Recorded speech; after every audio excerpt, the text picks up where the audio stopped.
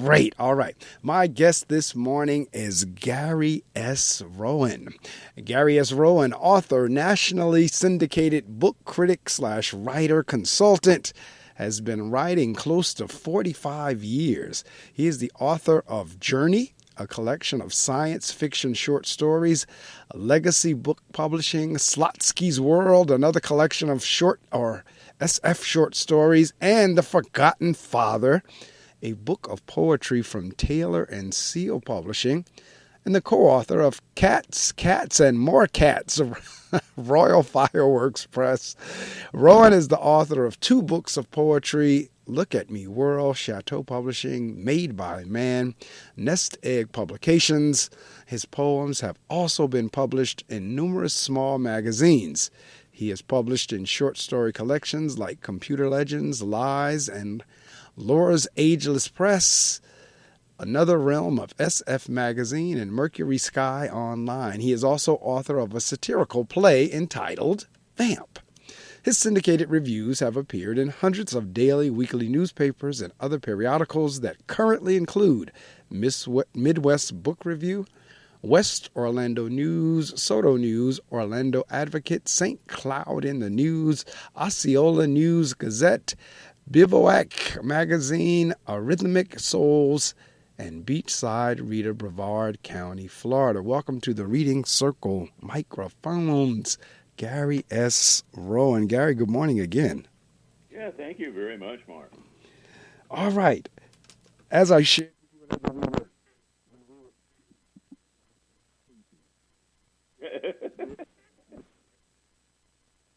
there we go, my microphone, but I don't know how that got off. Anyway, that's technology. Right, I could hear you, but I couldn't hear me.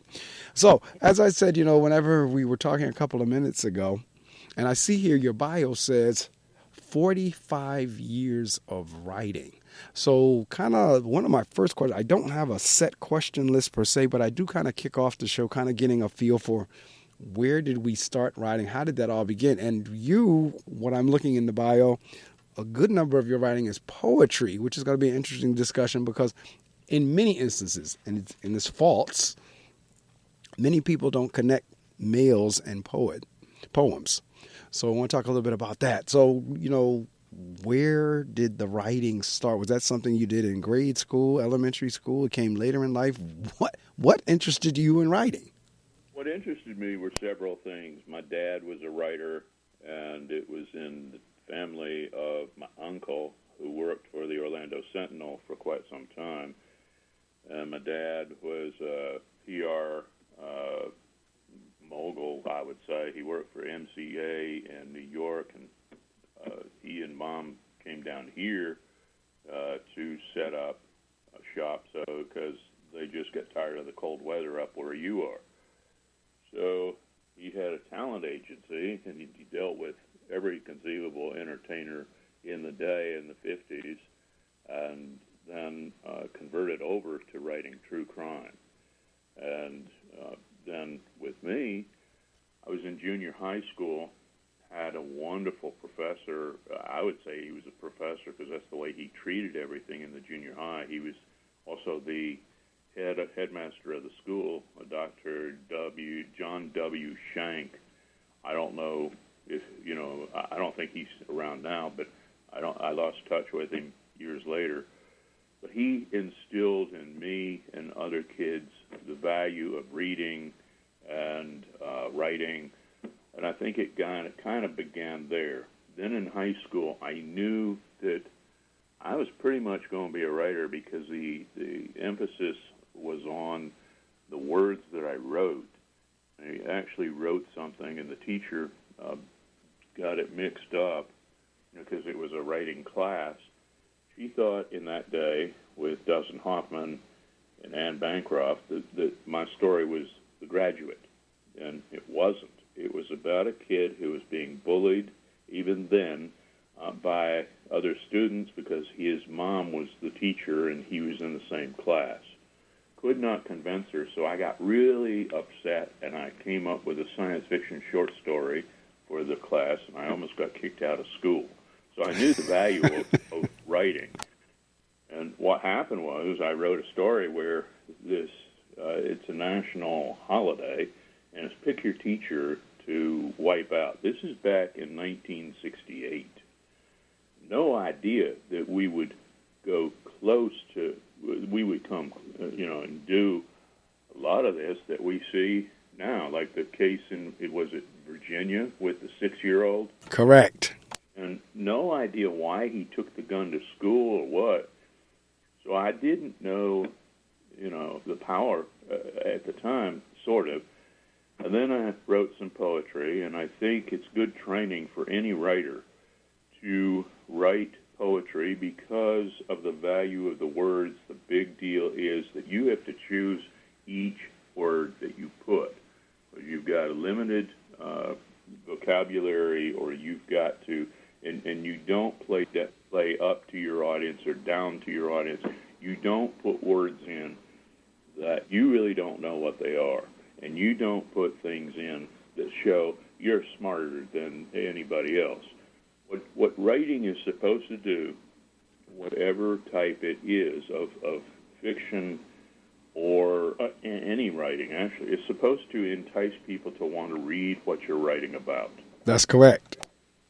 And I formed up, when I began the project of what I now call reviewing, to do it in such a way that I do not sit and tell you every single thing about the book, so you don't want to go buy it. You've read the review, so you don't need to buy it.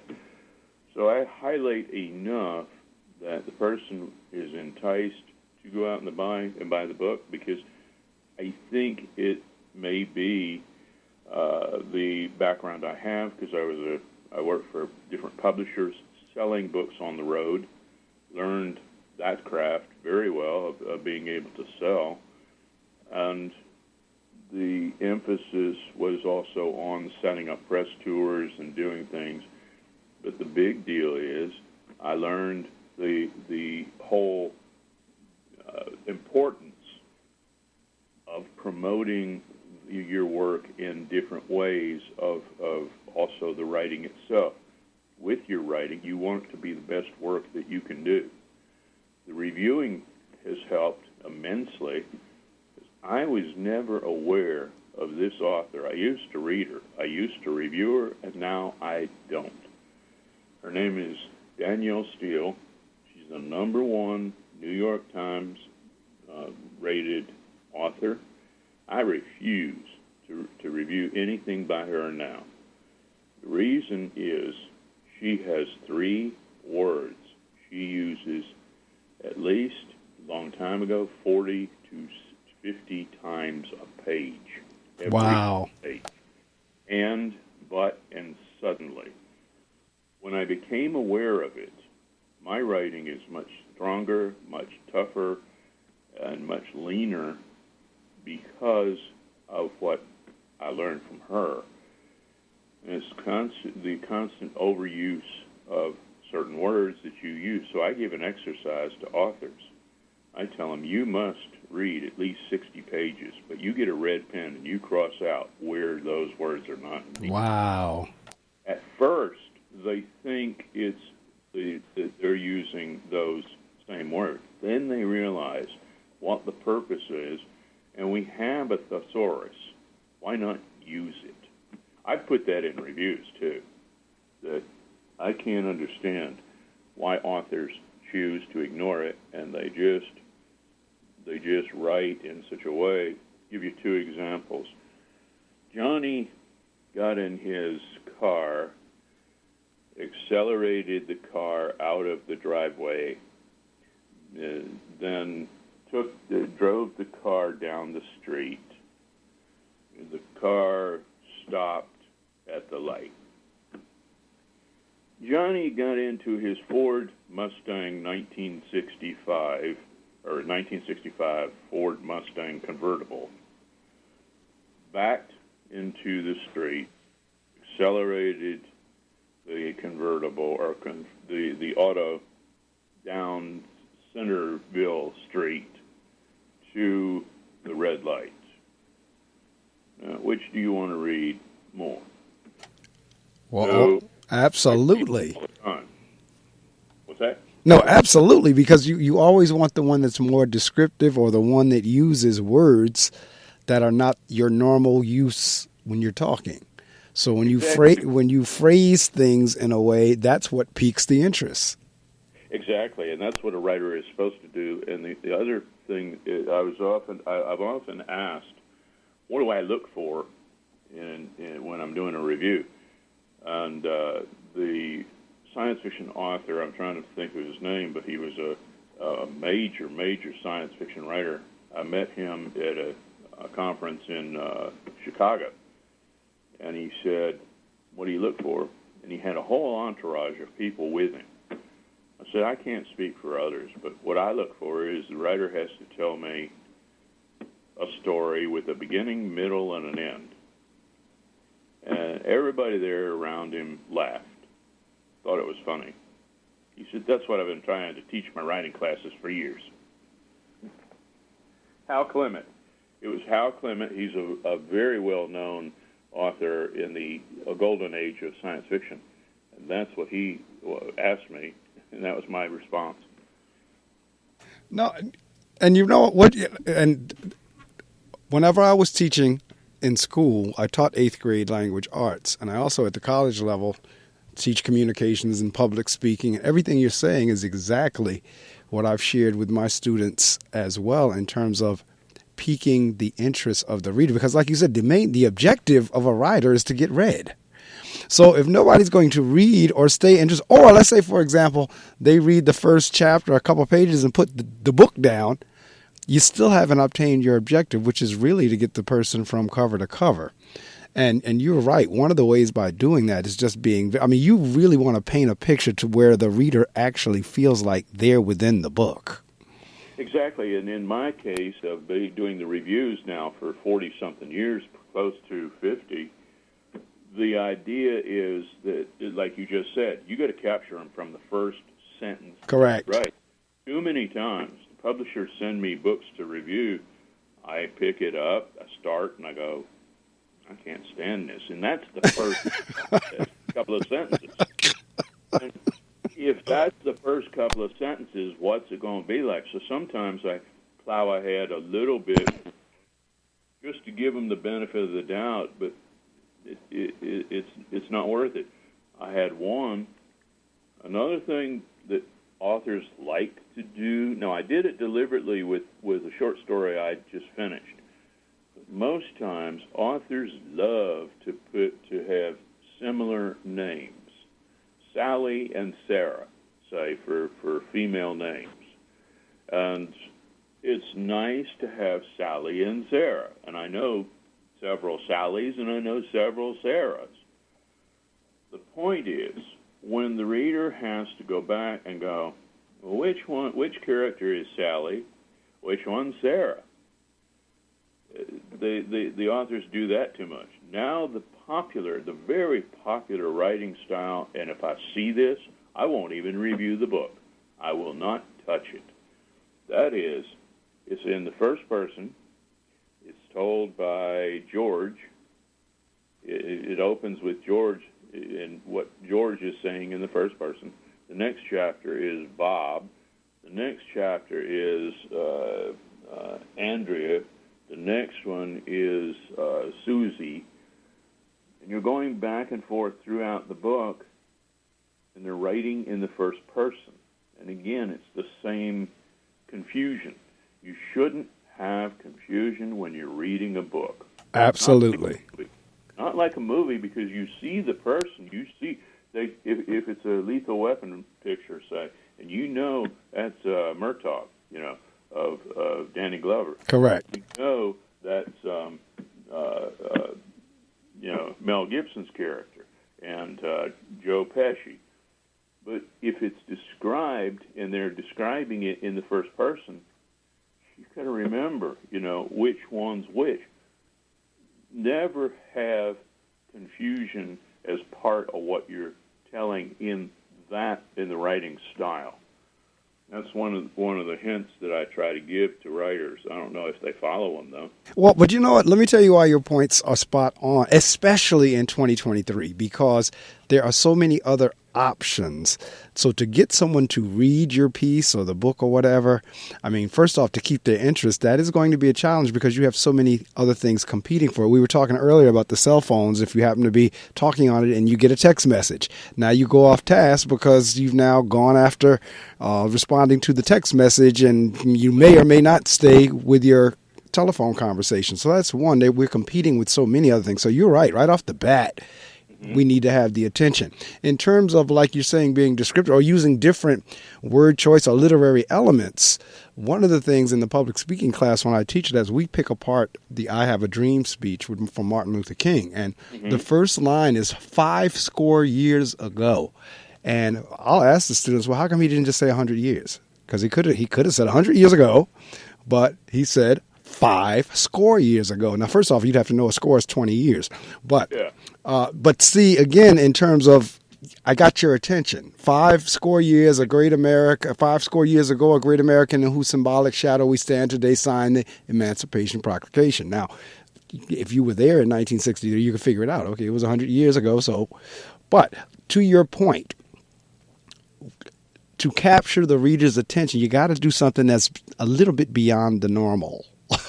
Exactly. And then in the case of Martin Luther King, he was a very articulate speaker, and when you heard his words, you were mesmerized. And that speech of he was at the mountain, and it's his dream, the dream speech they call it. Correct. Incredible. When you think of Martin Luther King, that is the first thing you always think of. Correct. And, he was tremendous. I don't know about you, but I was alive at the time of the marches, and I was proud that this country was moving away from what we were seeing and moving into a better situation. Unfortunately, we're not as far along. I think he would just be crushed Correct. by so many things that we see nowadays. And that's why, most recently, I wrote a story called Oboe. I wrangled with the title 4, maybe 5 times. I called it different things. And it started out to be about racism because I'm so sick of racism and the insecurity of so many people. And that's Correct. part of what causes it. Because I don't look at people that way. Correct. And I don't see, I'm not going to say I don't see. I'm not saying physically. Right. I don't see what they see. What I realize is each person's an individual and utilize their individuality. So I have a character. I placed it, and the funny thing is, in your case, a fellow radio person who was a friend of mine, who is a friend of mine, but we're not as close as we used to, but he's in Chicago at WFMT, a classical station. His name is Dennis Moore. And as a joke, when we get together each night to play chess, he'd say, "Frick Frock from the planet Frangus." Doing the alliteration. Yeah, and I always loved that. And I am going to it now to give you the first sentence of it. And it's amazing what I came up with. And it's Frick Frock from the planet Frangus. Had no idea he was a monster. Others Right. It was only a question of time before it would be revealed to everyone else but him. Oblivious to it all, he dealt with life in a manner that was totally normal to him. So that's the opening paragraph. Now, Frick Frock is a character who's blue on the planet Frangus. So I go into detail about Frick Frock and how he's been maligned for being blue. He has maybe big ears. He's got longer hair than others. People who do this, they pick on something. Correct. They don't care what it is. So later, there's a character, and then I'll explain another thing of how that happened. And I have Okie Tokie, a woman he'd known since childhood, was perceived by others of Frangus to be a female beast version for whatever reason. Often both were laughed at for the clothes they wore, their hair, his blue, her purple-skinned bodies, as well as the size of their ears, hands, fingers, or whatever reason chosen to insult them. Okie Tokie came from, very simply, one of those little octopuses that they sell in different places. And the little octopus, the toy or whatever. Yeah, right, the little rubber one. Yeah, and it's not a rubber one. But oh, really? It's the plastic one? Yeah. And it's the one where there's one color on the inside. And right. It's frowned, and the other one is a happy one. Okay. So I thought, and I named that purple octopus Aki. And I'm sitting okay. Aki one evening, and I thought, okie dokie. So I got to a point where I was happy with where it was going, but I just stopped. And I knew I wanted this one character, but I didn't know where I didn't know who he was or anything. And as many writers say, the writing comes as, almost as if these are people that you're dealing with. Correct. And later, Obo Kobo despised orange. Instead, he preferred blue or purple. Early on, realization set in. He had no say in the matter. Therefore, as a child, his mission in life began promptly to harass anyone he could, no matter their color. Annoying anyone and everyone obsessed his every waking hour, while he dreamed of dastardly things he could do to achieve his personal task. Now, is that a children's book or is it for anybody? Because it sounds like it would be a great book to teach children about differences and how differences ought to be appreciated instead of exactly vilified. So what it became when I put him in, it became still the racism is there, but it became what motivates the bully.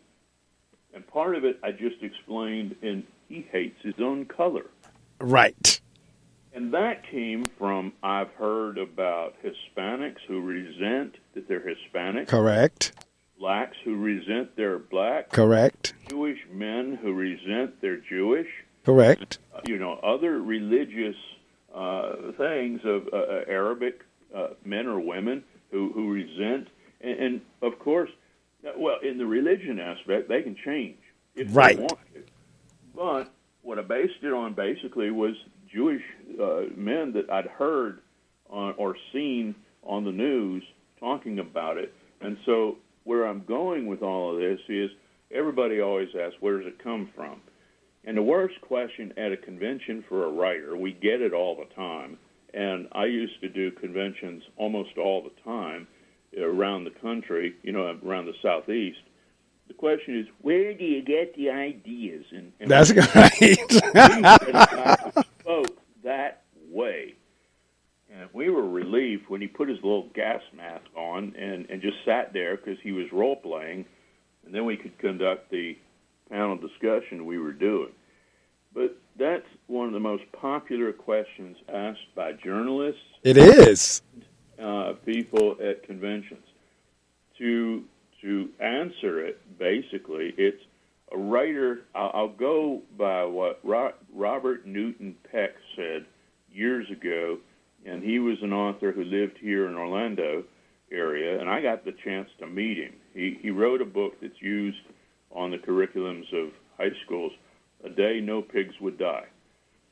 Okay. So I met him, and I loved meeting him, and he taught a class, and he said, a writer is like a TV camera. We're taking in everything, and then you bring it back up in what you write.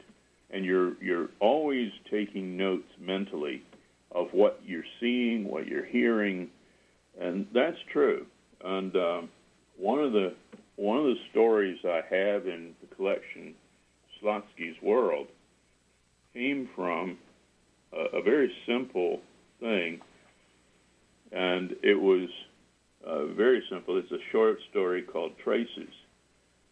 Stacy and Myron Beagle loved their residence in Christmas, Florida, until one day when they returned home from shopping in Titusville to find it completely gone. I based that on a husband and wife that I saw on TV on a news story, and they were out shopping. They returned home. House is completely gone.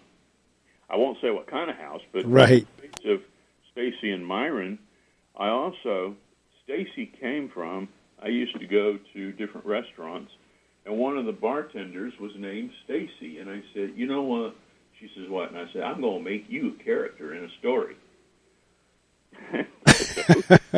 And Stacy and Myron Beagle were based on a husband and wife team that we had here in Orlando that ran a Jewish deli, and it was, people didn't just go for the food, which was excellent. It was, potato pancakes and corned beef and rye and whatever. People went because Norm was the cook in the back. Millie was one of the waitresses, and she also hosted, and jack of all trades. And people loved it when Millie says, Norm, get me this sandwich. Do we need it? The people are getting mad. He says, Millie, I'm only one man. I can only do so much. And they had these arguments going back and forth from the kitchen to her. And like I say, people showed up just to hear them. And it was an event. So I based them, the Beagles, on that. And I came up with a name that people would remember. And that's another thing that writers do. You have to pick a name that stands out. It's like... No, you're absolutely right. Again, going back to the attention factor. Yep. And it's interesting, as I was listening to you years ago, and every now and again I've had him on the show, Omar Tyree. And one of the things Omar was saying was very similar to, because that question would come up, where do you get your ideas from? He would say, I get it a lot from watching television, a lot from watching movies. Sometimes I'll just get on the train and sit and observe, or I'll get on the bus, or I'll get on something and just sit and observe people. And that's where my ideals will come from in terms of, like you just said, characterization of your character. Just like when you were at the restaurant, ideas started coming to your mind, like, you know what, this would make a great story, because people come here, not, the food is great, but they come here more for the experience of hearing the interchange between the employees. Exactly, and that particular story, like I say, is in Slotski's World, and that particular story, I placed it with the Beagles in Christmas, Florida, for a reason that becomes obvious a little bit later in the story. And so the whole beauty of it is what happened to their house.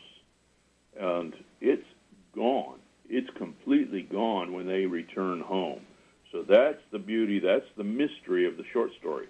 And that's what I had told Hal Clement, that I look for the several things, the beginning, middle, and an end. And that's crucial. Your stories have to have an end, but you have to have a hook. Right. You must have some reason that they want to read on. Right. I think certainly the disappearance of a house, and it's the whole thing's gone, and you wonder, well, what made it go away? And they were just out shopping and come home. It's completely gone. It's just a slab of concrete now. And see, that's different from the contents within the house being gone versus the entire house is gone. Yeah, and then I have a story also in that collection, and we can talk about the book I wrote of the poetry, The Forgotten Father, Coping with Grief, and that was a situation that definitely happened to me. Well, you know what? We're going to work our way there, because I see that's where we're going to work our way to in a few minutes. But I see you also have Journey. I thought that's where you're going to go. Yeah, but I see you have Journey. But the emphasis really for the interview really is going to be on the forgotten father, because I remember that's what we talked about initially, but we're working our way there. But it's just like the writing. Often they take a different path. But what I was leading into, and Journey is certainly in it also, and that story that I led in with about the forgotten father, one is called Spirit. And that one, the premise of it is 10 people are at the beach. They're celebrating a married couple's wedding anniversary. They are on the beach. They ask somebody walking by to take a photo of the 10 people. That person does. And when the photo comes out in the cell phone or whatever they're using, there are 11 people in the photograph. There are, oh, wow. You know what? I was sitting here predicting, and I thought you were going to say there was 9. And so there's actually one more and not less. And nobody seems to know who that person is. And that story is in Slotski's world also. That's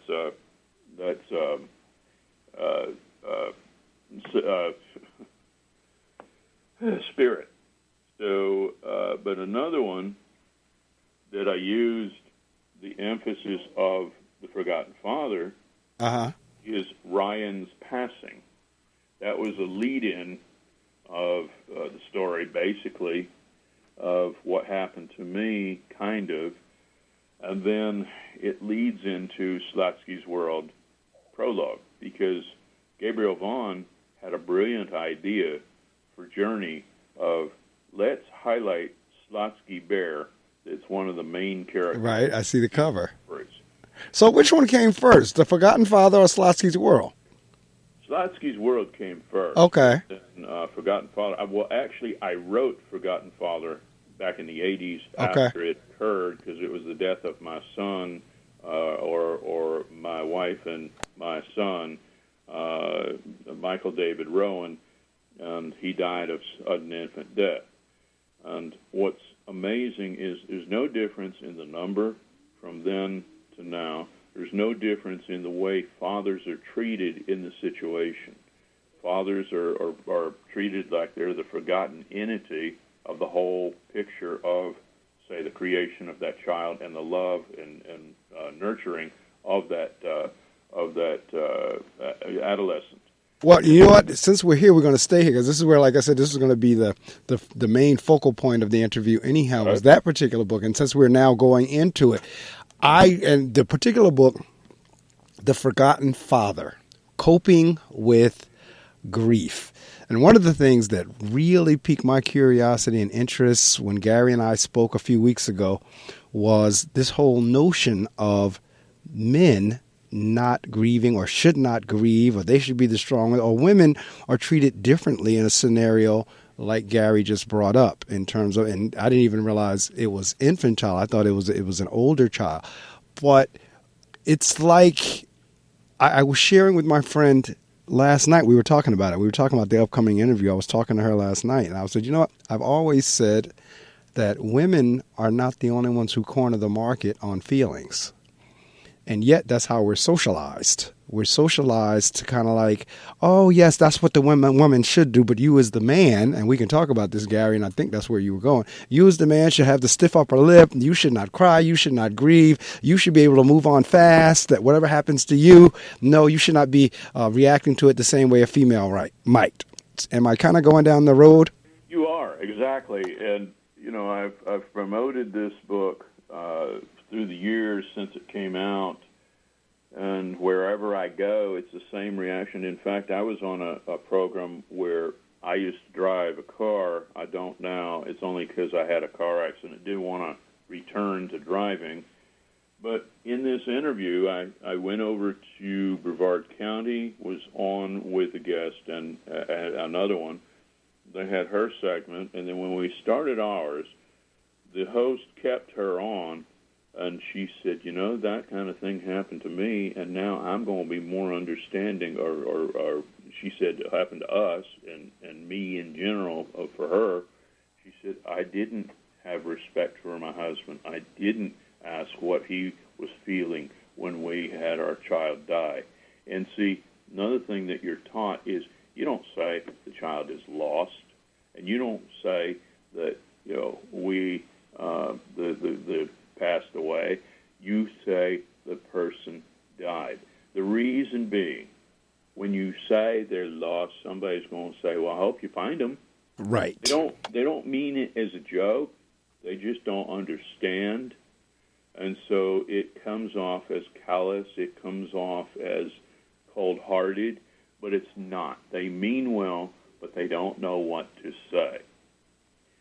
And so I utilized that in spirit because of whatever is going on in spirit. There's a tie-in, and there's this tie-in in the prologue of Slotski's World that's tied into. So a writer never forgets a lot of things and then utilizes even the worst of situations. But what I found when I started promoting Forgotten Father, Coping with Grief, was I started having fathers talk to me and saying, "Yeah, that happened to me." And if you watch when there's the death of a child through a drowning, and it's say a baseball athlete or any athlete, and they're interviewing the husband and wife, who do they always talk to? They talk to the wife. They don't ask how the father's doing. Correct. They don't even consider him, and he's sitting Correct. with them. And it just amazes me that. And see, I'm telling you, you're spot on. And in terms of, and that's it's definitely in that scenario, but there's other scenarios as well. That's why I said earlier, it's almost as if, and I've seen reactions whenever either I or other men have posted things in terms of feeling. I've seen the reactions of even women coming back. "Oh, you just need to suck it up." Yeah. But you wouldn't say that if a female wrote that. And that's where, like the Forgotten Father, my pastor, we joke about this all the time, even in the difference between Mother's Day and Father's Day. Now, mind you, Mother's Day is May, Father's Day is in June. And we always, and I'm not saying the women do not deserve all the accolades and the hoopla that we give. Well, what I think you and I are saying is fathers deserve the same. Yes, they do. But in the time of a crisis like this, it's like I pointed out, you look at the interviews that they do with these major star people, and the star people have the ability to change it, and the press people don't move it forward. No. They just act like the wife is the only. And I think part of it is because the wife is the one who carried the child. So their thinking is maybe they're closer to that child. But then we have, like you were pointing out, and I call it what many call it, the Superman mentality. Correct. Men are Supermen, and we don't have the same emotions that women do. We do, but we have to bury them.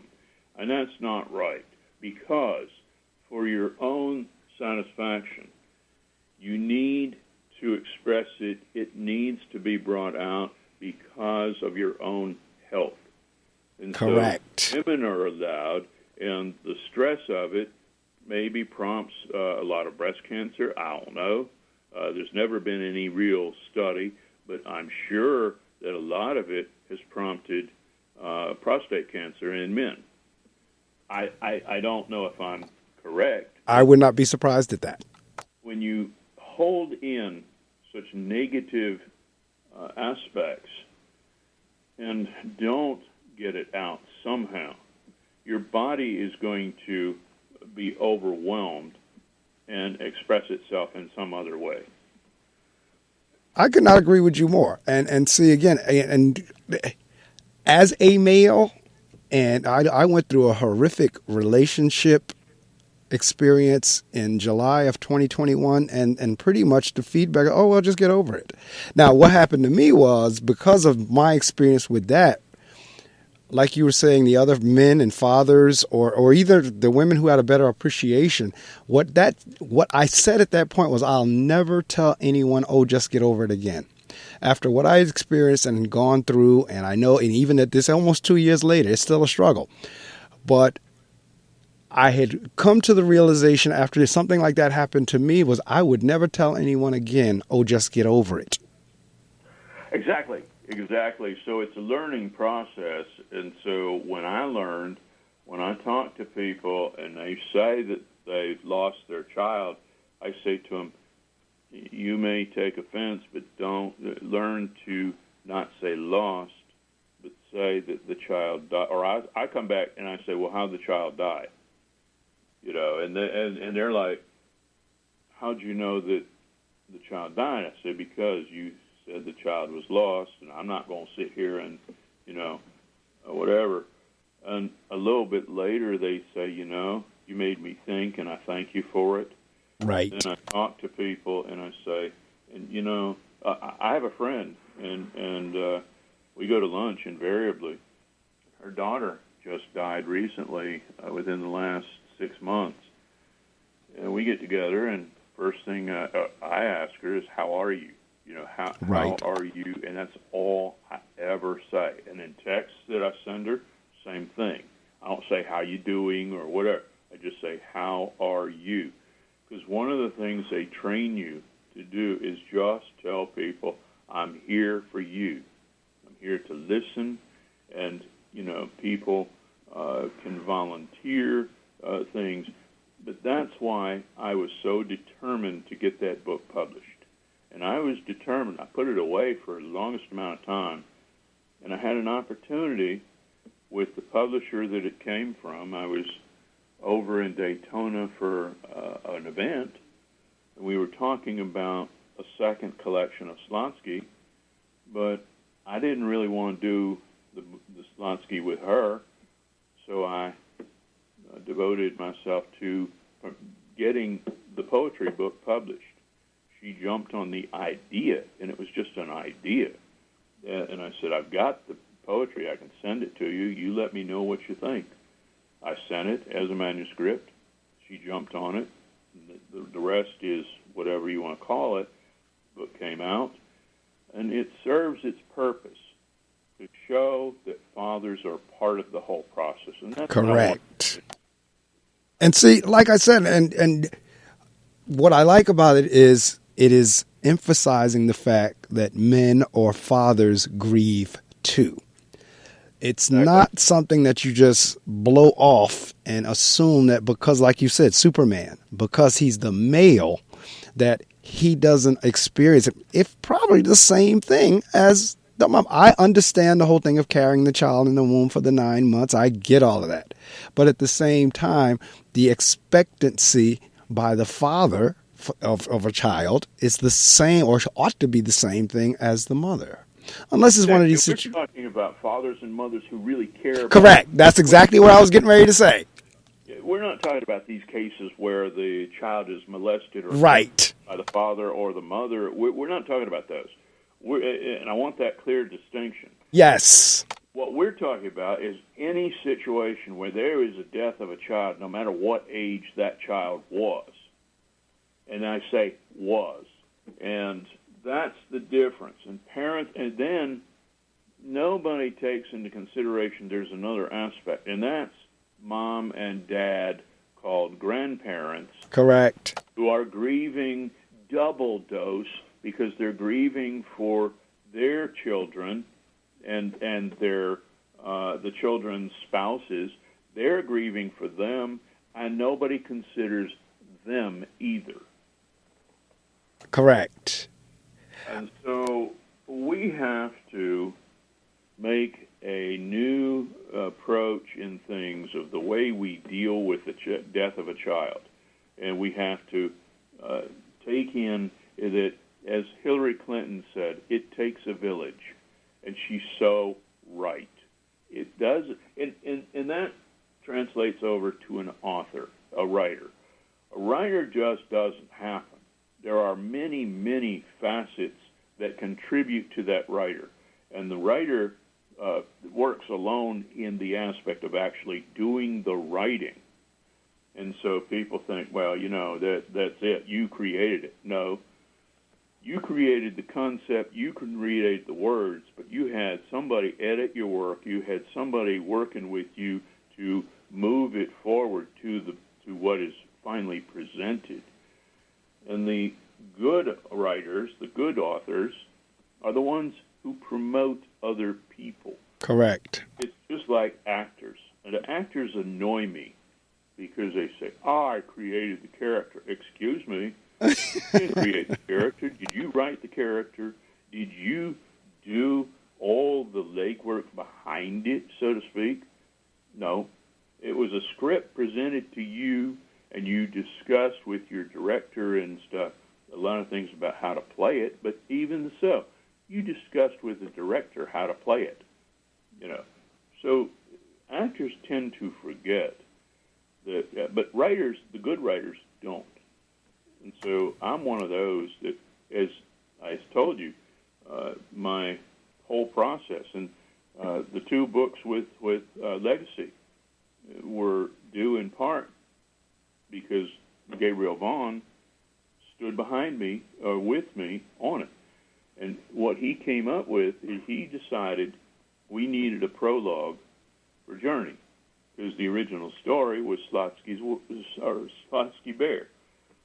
And he said, I want to highlight a little bit of Slotski. So he said, we sat at dinner, and we batted out the idea. And the next day, I had a notepad, was going to lunch with an author in Brevard, sat waiting for her, and tossed it out, then had it on the notepad, came home, put it in the computer, sent it to Gabriel, and it's the prologue in Journey. So that's my point. No writer ever does it all alone. Correct. Yeah. The writing they do. Right. But let's not have a misconception. Right. You have to.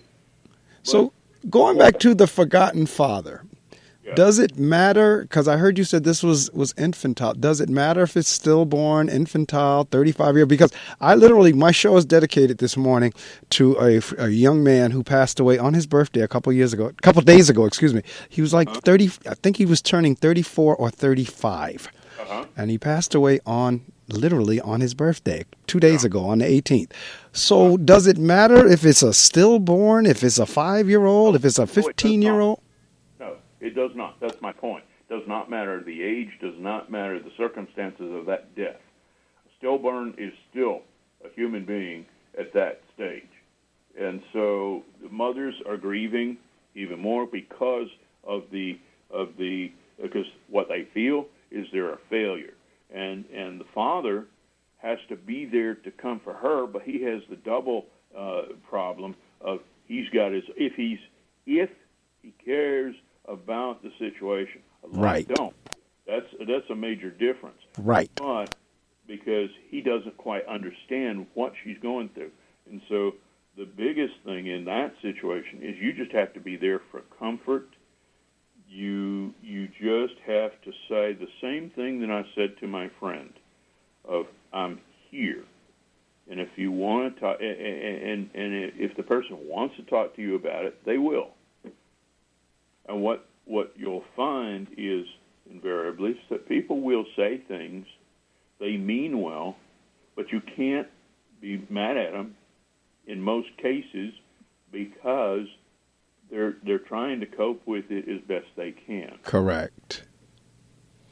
For a listening audience, I hope you've been with me since 6. Certainly hope you've been with me since 7. My guest this morning is Gary Roen.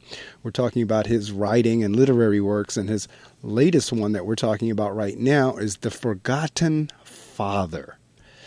And we're talking about coping with grief and this misnomer or this myth that men do not grieve. Because the truth of the matter is men do grieve. I mean, depending on the situation, the various situations. Right now, this particular book is dealing with the death of a child.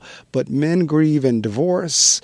Men grieve in loss of jobs. Men grieve in all different types of scenarios of which people will try to. And that's what we do even with little boys as kids. Like, you better not cry. Now, the little girl, you can cry all you want, but the little boy, you better not cry. It's part of the socialization. Now, I believe over time we're moving further and further away from that, because even nowadays we don't even get so much caught up in the pink and blue anymore. We don't necessarily get caught up with the little boy has to play with truck and the little girl has to play with dolls. Now they're kind of crossing over either way. You play with what you want to play with. But historically, we've been socialized as if to say, no, men don't grieve. And Gary's saying, yes, men do. Yeah, exactly. And the other thing is the community around you has to support and be there for you. And so many times it's not.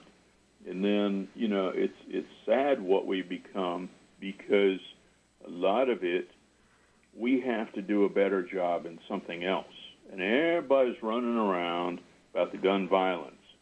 I'm not going to get into the issue of guns and the whole thing. What I am going to get into is, as you just pointed out, and it prompted me to think, as this is kind of a death also, and we have to have it spill over. The marriage comes to an end. Yes. That should be the end of it. And the male who's not processing properly the whole situation takes on the female and kills her. Correct. What has been accomplished in that situation, especially if there are children?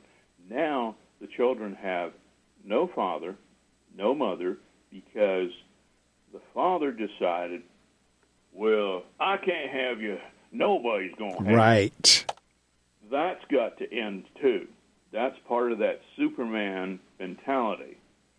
What has to begin happening is we have to turn around and say, once it's over, that's it. Judges must begin to say in the divorce pattern, even if you appear to be normal or okay, you two are going through counseling to advise you that when it's over, it's over. When you lose a job, it's over.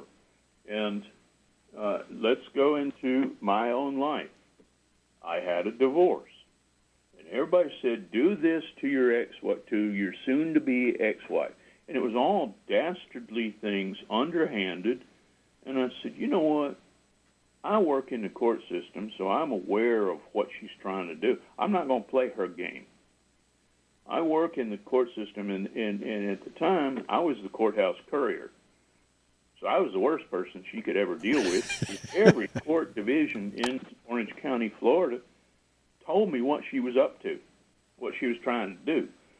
I did not resort to it. I just took in the information to my attorney, so we were prepared. That's what's got to end. Correct. I'm not saying that everybody has the court like I did, but when you're aware of these things, don't play the game of the other person. Correct. Resort to it. Because, look, playing games like that, that's negative activity. Correct. We don't have time for negativity. Correct. We really don't. Then, when I lost the job, because, and I know why I did, I was hired under one individual, and when he left the court system, because he retired, the other gentleman that ran the court system with him decided to go after everybody that was hired by this one individual. And there were like 10 of us, and it was one by one. We were set up and eliminated from the court system. And I said, okay, fine.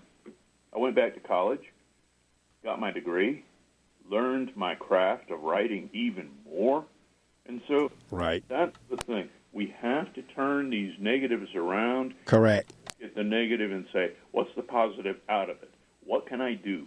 Instead of dwelling on it, and that's what's got to change. That would bring down a lot of this violence, because when the court systems around the country only put in provisions of protection for the courts when Thomas Provenzano shot up the Orlando courthouse, the Orange County courthouse, and I was working in the division of records management at the time, and had I been that courier at that time, I might have confronted Thomas Provenzano firsthand, because I had a set pattern of getting back to the court system and I would have been on that floor, the fourth floor of the courthouse. Right.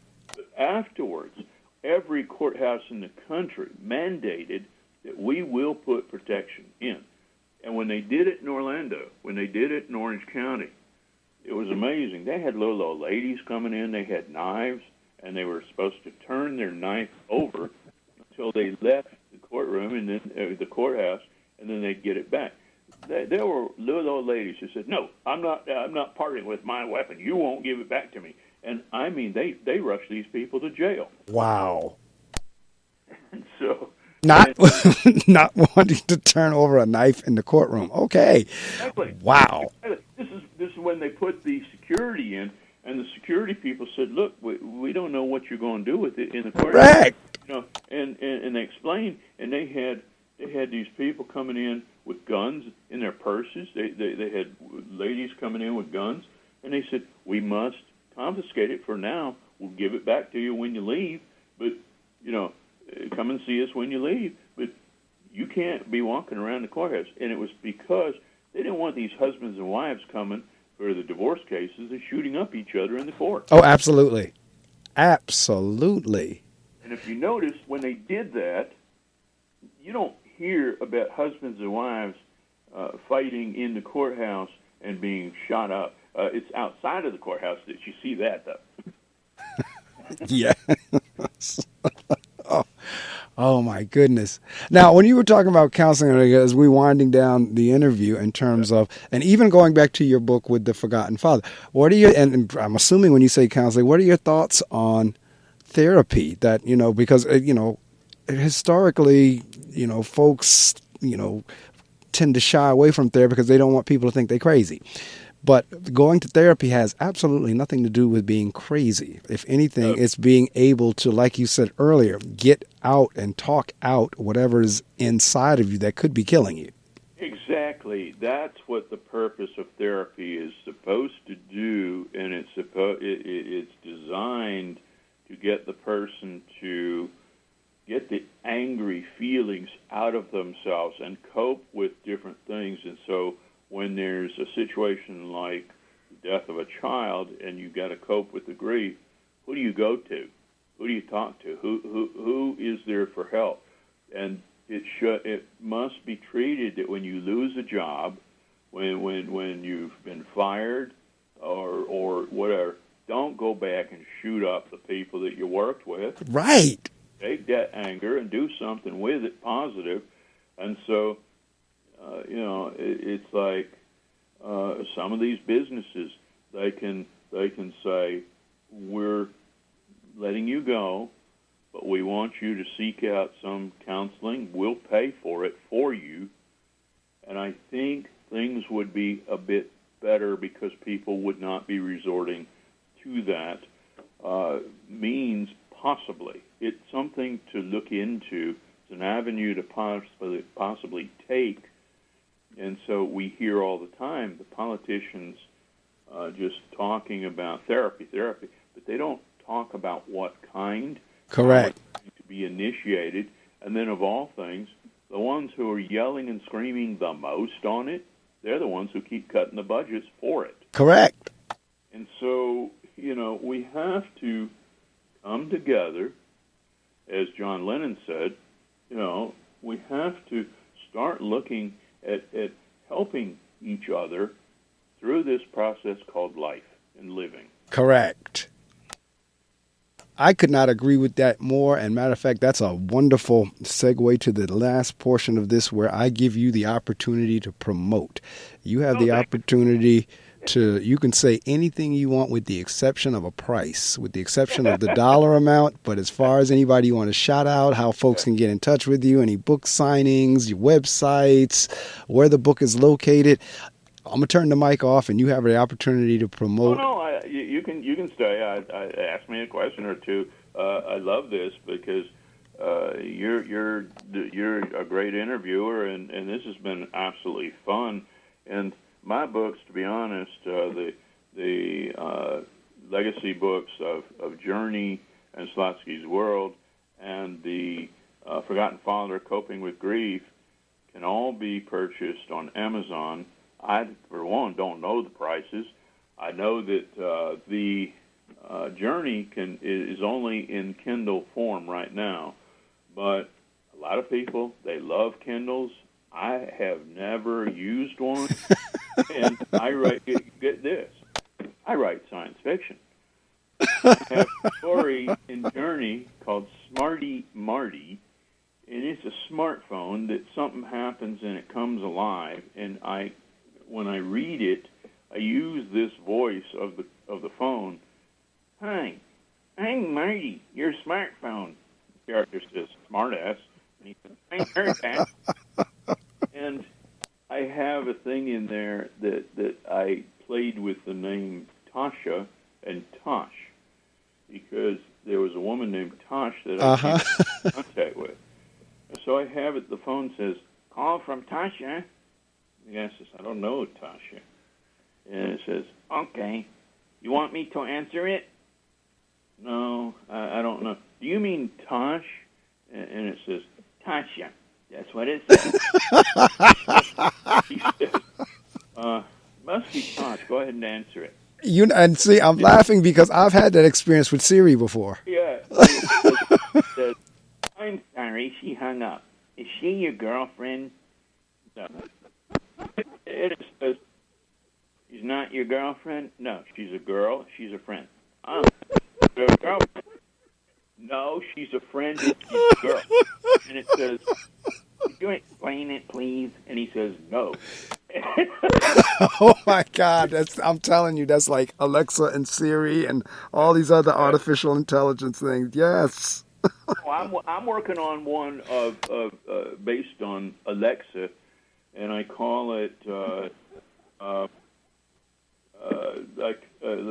Lin Yang, and it's a home thing like Alexa, and the guy puts it in, and he says, Lin Yang, how do you make beer from potatoes?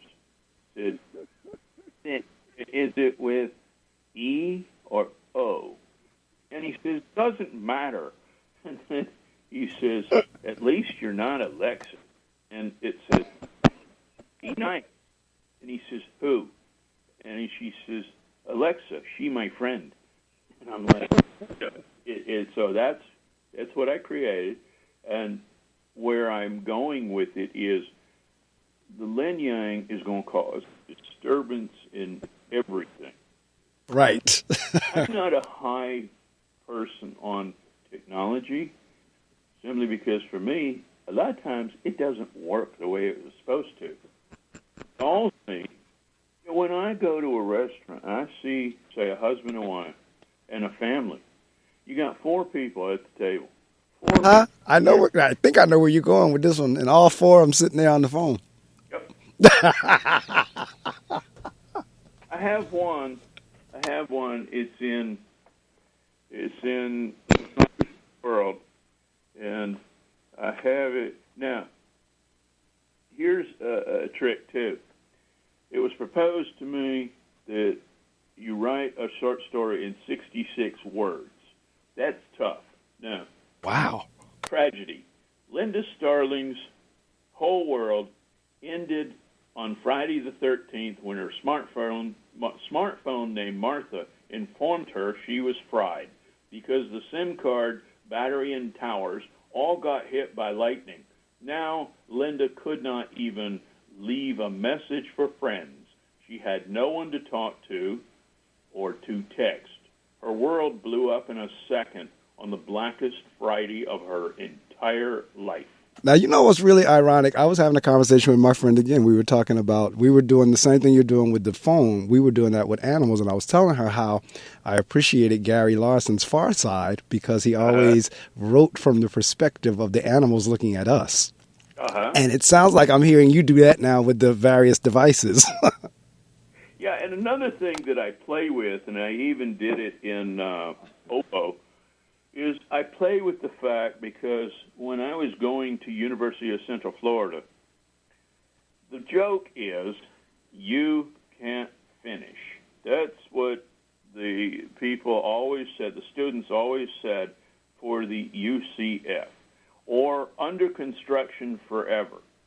So often, in whatever I write, I make light of that and say, you can't finish. And even in Oboe, I have a character who goes to college on the planet, and I made it so that it was a UCF, name of a college, University of something, and in it, she says she believes that, but she says you can finish because she was living proof you can finish. And I do that because I like the University of Central Florida where I went. And in my family, I'm the only knight. Everybody else in my family of my siblings was a gator. Okay. All right. And it's interesting because this studio sits on the campus of William Patterson. It's now William Patterson University, but when I went here as a student years ago, it was William Patterson College, WPC, and that for us was We Party Constantly. Yeah. And so I love being able to do that, but the thing is, even in my acknowledgments, I acknowledge with both of the books that you can finish. I'm living proof. And I love being able to do that in both of those books. And like I say, they're available on Amazon. They're available from Legacy Book Publishing in Winter Park, Florida. You can get Computers, Legends, Lies, and Lores. And that's a story called The Test. And when I wrote for classes in UCF, I came back and did a similar story to The Test. And in fact, I wanted the same title, but I didn't want the same title. I didn't want to call it The Test 2. So I called it The Vivisection, and if you know what the word means, it means animal lab testing. And it reinforced even more what the story is. And it's a Twilight Zone type of story in both of the scenarios.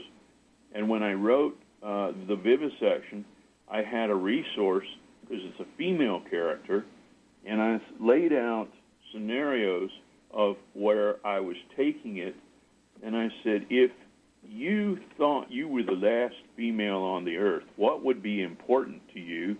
And I tell you, the overwhelming number, this is what I got: clean panties. Makes sense. So I used that in the story, and when we discussed it in the class, I said, well, that's what everybody told me. And so they went, oh, okay. And you just reminded me, and we're getting ready to close out of a Twilight Zone episode where it was a gentleman, and I could definitely, and you'll relate to this too, all he wanted to do was read. He loved reading. All he wanted to do was read. Right, I don't know if you saw the episode or not. Finally, everybody else in the world is gone but him, and he drops and breaks his glasses, and he can't see. Yep. That's Burgess Meredith episode. It yes. Is one of the most popular episodes of the original Twilight Zone. Another one is The Beast at 20,000 Feet with William Shatner, where the Beast is on the wing. And it's great you point out those, because the Beast one is Richard Matheson, and he's a major influence in my writing. Frederick Brown, Ray Bradbury, not Stephen King, because he came along after I started writing. Right.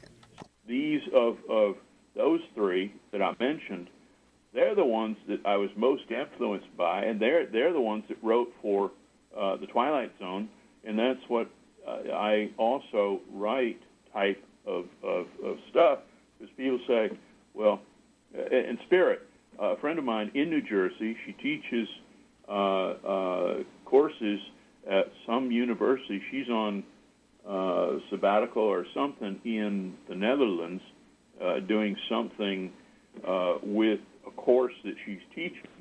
Her name is Beth Abadato, or Adebato, and she is a writer too, but she read Spirit, and she said, I usually figure these things out, but I didn't, and it's got the feel of a Twilight Zone.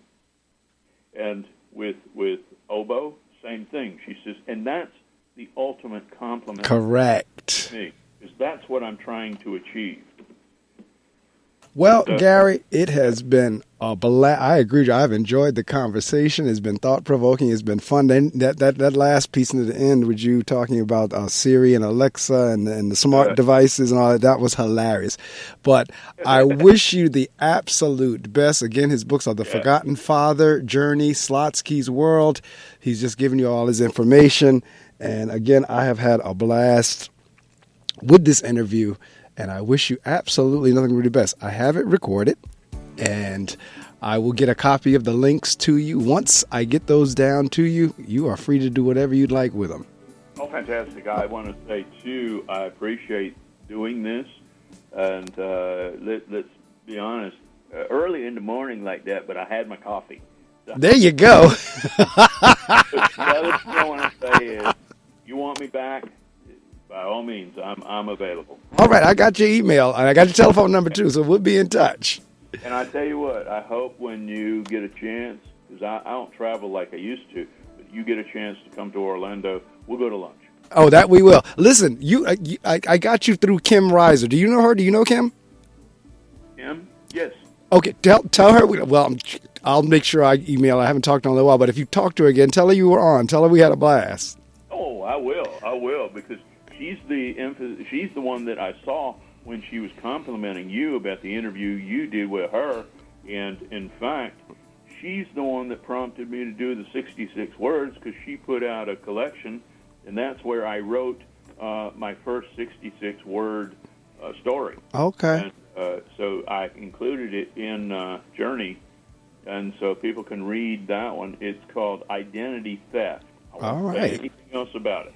All right. Well, I'll tell you what, Gary, have a great day. I'll be in touch with you on email. I'll get everything to you. All right. All right. Take care now. Well, that brings us to the end of another episode of the Reading Circle with your host, Marc Medley.